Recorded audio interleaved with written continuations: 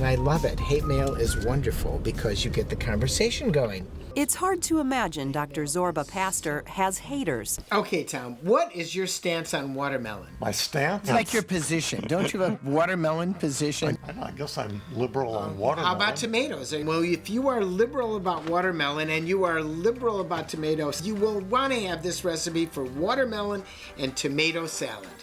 His lighthearted national call-in radio show, Dr. Zorba Paster on Your Health, From PRI, Public Radio International. is anything but argumentative and includes the humorous as well as the quirky.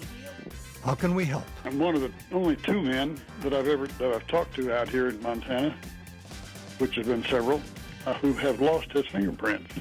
So your fingers they're sort of shiny? Is that one of the things that's happened? Look at your Co-host Tom Clark is the Ed McMahon to Zorba Paster's Johnny Carson. It's a lot of fun, first off, and I like Zorba a lot. I don't really care that much about medical stuff, to be honest with you, but once the callers call up and you can understand you feel for them, and really hope that they're getting some help from the show, which I think they are. Zorba Paster. The two men have been co-hosting the show from the studios at Wisconsin Public Radio in Madison for more than 20 years. They're friends, and Paster, a practicing family medicine doctor, is also Clark's physician. I do a lot of public speaking. The first things people say is, "Where's Tom?" As if we're always together. And I'll say, "I don't know." And said, "How do you not know where Tom is?" They think that we're actually together all the time. On Your Health's producer, Carl Christensen, lines up callers, pitches discussion topics, plus writes and sings all of the music in and out of breaks. Grammar Police, yep, that was me singing and playing all that stuff. It's a total Police riff. I don't know if you got that at all. It's a song by the Police. The laughter flows easily on the show's Facebook page, too, where you can see Paster as a third-year med student, sitting on Albert Einstein's lap, well, a statue of Albert, or preparing to go for a ride in his convertible with the dog. But one thing he takes seriously is vaccinations. I get hate mail about immunizations. You know, there are educated people who are silly when they don't immunize their children.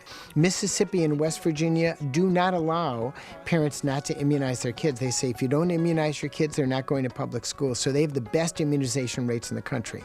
Highly educated areas of Washington and Oregon, they don't immunize the kids because they believe in pseudoscientific, stupid, dumb data.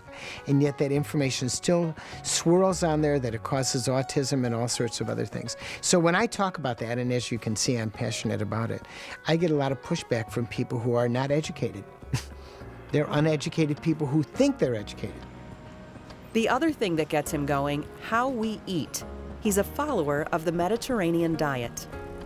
The king of diets. The data is irrefutable that an enriched Mediterranean diet, a handful of nuts, tree nuts, those are nuts other than peanuts, every day along with a good Mediterranean diet or some olive oil, an extra couple of ounces of olive oil, reduces the risk of heart disease by 30%, huge number.